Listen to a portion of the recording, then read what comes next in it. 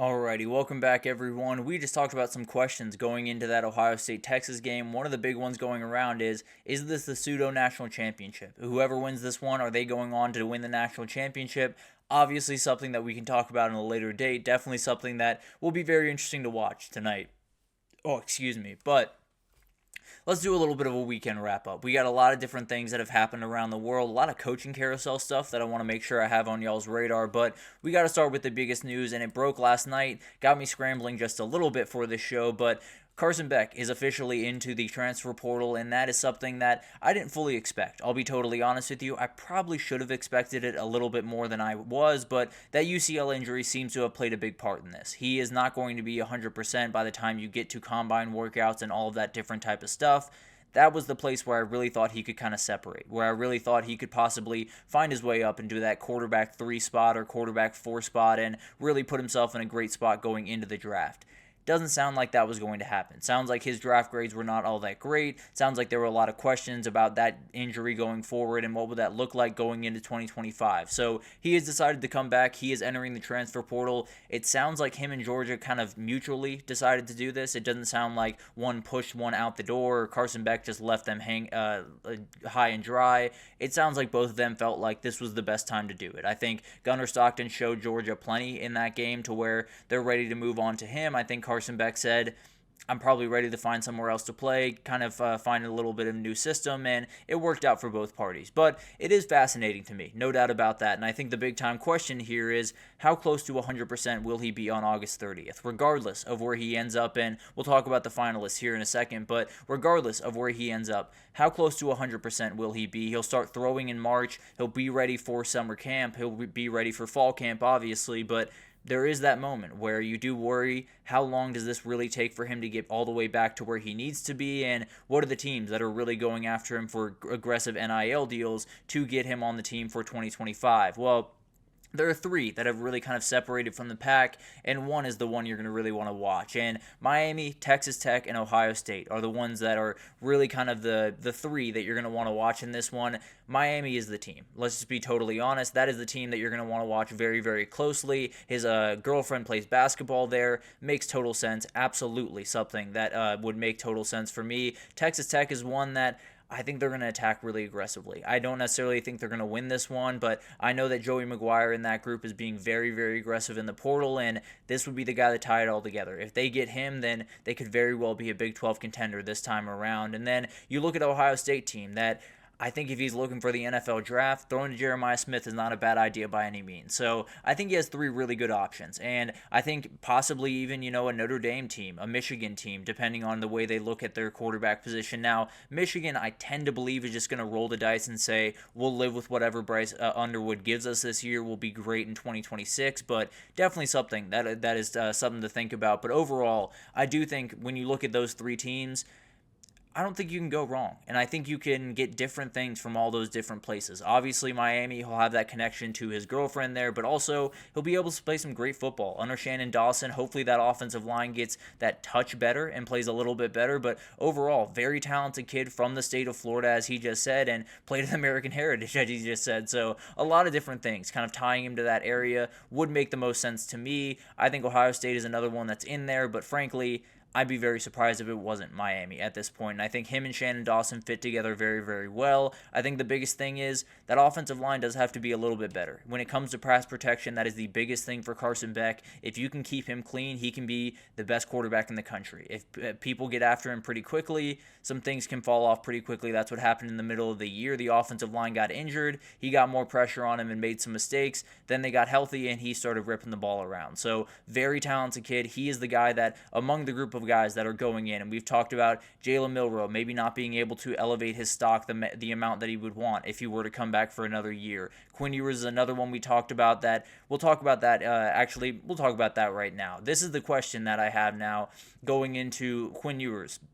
If they were to lose tonight, we know now that these NIL deals are out there. We know now that people are willing to go after a Carson Beck, go after a Quinn Ewers, and try to pull them to a different school. Now, Miami would be knocked off the list for Quinn Ewers going forward, if I had to imagine, with Carson Beck heading that way. But at the end of the day, there's still Notre Dame, there's still Oregon, there's still Ohio State, there's still some teams out there that hypothetically would be willing. Ohio State has let you know that they are willing to go out and get a quarterback. They might not feel overly great about where they find. But overall, I do think there are different moments for both these quarterbacks. And I think if you ask me right now, I would say Quinn Ewers is still going into the NFL draft. I think this actually, him coming back, opens the door a little bit more for Quinn Ewers. That being said, it does show that these quarterbacks can make this decision, and sometimes those financials are a little bit better at the college level than they would be at the NFL level. And that's an interesting question, Anthony.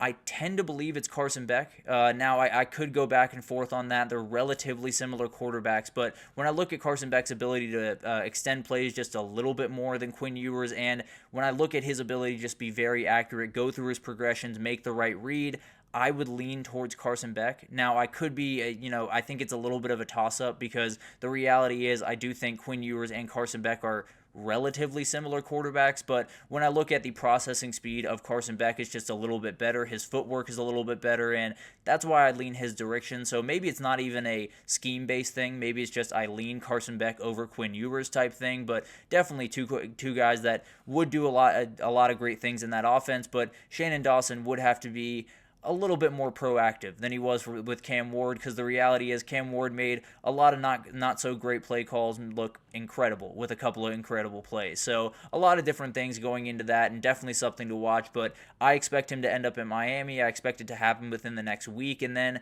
we'll see what happens with Quinn Ewers. I still am leaning towards the NFL draft, but definitely a little bit more question in my voice as I say that right now.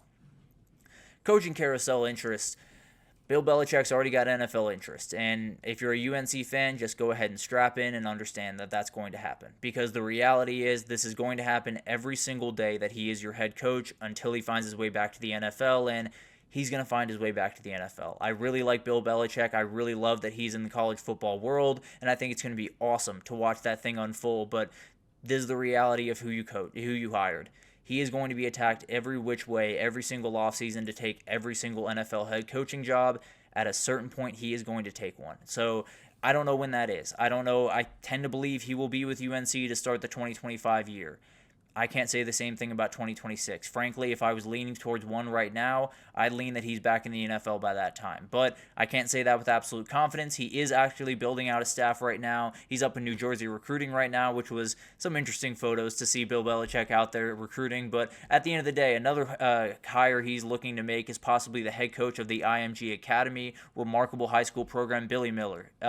He's thinking about adding him to his staff. I would have to imagine that's a head of recruiting type staff at in some respect or another, has a ton of connections all over the country with high school football, so I definitely think that would be a great hire if they can pull him in, and I think that would be a little bit more of a recruiting hire than a actual coaching hire, but he knows plenty of football. There's no doubt about that, so maybe it'll be a little bit of more of a hybrid position, and definitely will be something to watch.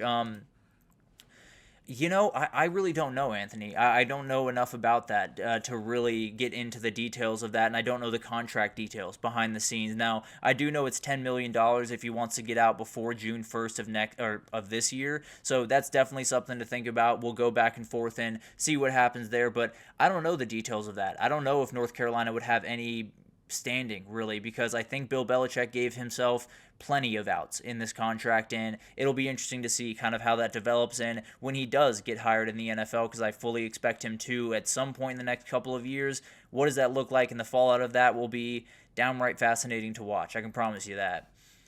And then a couple of guys from the NFL making their way down. Hugh Jackson has been hired as the OC at Georgia State. Really, really good head coach, and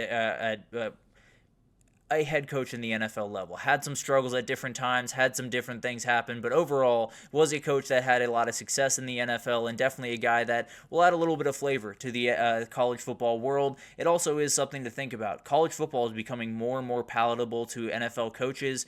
We will see more of this. We will see more veteran head coaches come down to be offensive coordinators, to be assistants, to be whatever on these college staffs, because they have a little bit more ability to navigate a a salary cap, different things that they will have to navigate over the next couple of years. Hugh Jackson obviously knows what that works like, and Georgia State will at least have someone from the NFL level to help them out with that. And then Ryan Grubb, he was fired at Seattle. From the Seahawks, he was fired from the Seahawks as their offensive coordinator. Had a great year throwing the football up there in Seattle. Had a very bad year running the football, and that was kind of the story, and that was the reason that he was let go. Now the speculation has started: will he go back to Alabama? Will he stay in the NFL? I think there's a very interesting position for him here in Atlanta, where I am, because the pass game coordinator for the Atlanta Falcons moved on to be the OC at Indiana. Maybe Ryan Grubb reunites with Michael Penix over there in Atlanta. That would be a very interesting thing. But overall, I think there's a lot of different things that could unfold. And Anthony, you just said it. That would be the big thing that could unfold. Bill Belichick taking that job over at the Raiders would be absolutely insane, but absolutely something that I could see happening. It's just one of those things where you hire Bill Belichick, you are never going to hear the end of it from the NFL. You are never going to hear the end of rumors from the NFL.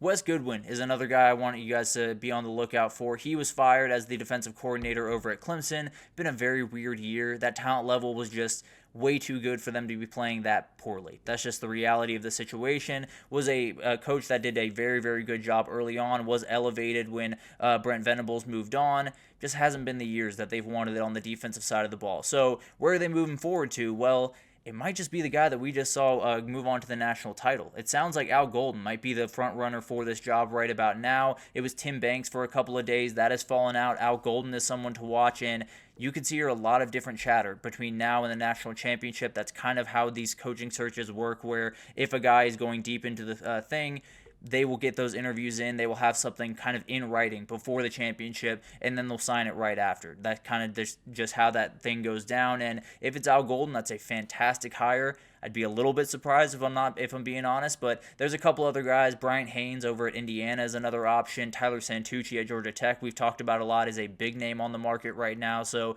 there's some defensive coordinator jobs that are still very much wide open, and some really great names that are being flied around for a lot of those positions. Al Golden might be the very best among them.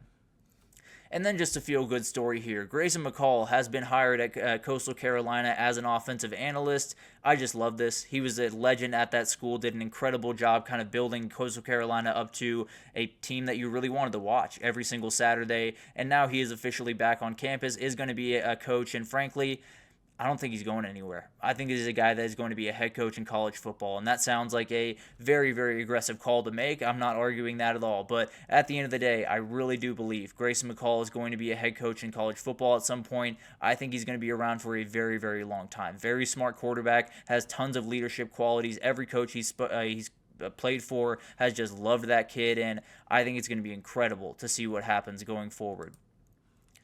Wouldn't that be funny, Anthony, if Al Golden just found his way right back down to Coral Gables? I'd be a little bit surprised, if I'm being honest, but overall, it's one of those things where if Miami comes with the right offer and Al Golden feels the right type of way, it very well could happen, and I think it would be a great hire, as crazy as that sounds now for a lot of Hurricanes fans. But overall, remarkable stuff, and you look at the coaching carousel, it's going to be weird. Bill Belichick could make his way up to the NFL. Matt Campbell is one that I don't know if it was on here or not, and I just totally missed it, but he might be making his way to the NFL, interviewing with the Bears, and then a couple of guys coming down from the NFL to college is a real reality. So there's a lot of different things that could happen with this one. Ryan Grubb could stay on the West Coast and do something over there. It's going to be awesome to watch what this coaching carousel looks like, and frankly could have a lot of implications for what this looks like next year. And then just some final words on the Cotton Bowl is this is going to be awesome. The talent level on this field is going to be probably the best that we've seen in 2 or 3 years in college football. I'll be honest. These guys are absolute difference makers on both sides of the football. You have 2 freshmen that very well could have gone in the first round this year if they were eligible to be drafted in Jeremiah Smith and Colin Simmons. You have guys all over the field that are going to be drafted in the first round, in the second round, 3rd, 4th, 5th, and 6th, and 7th.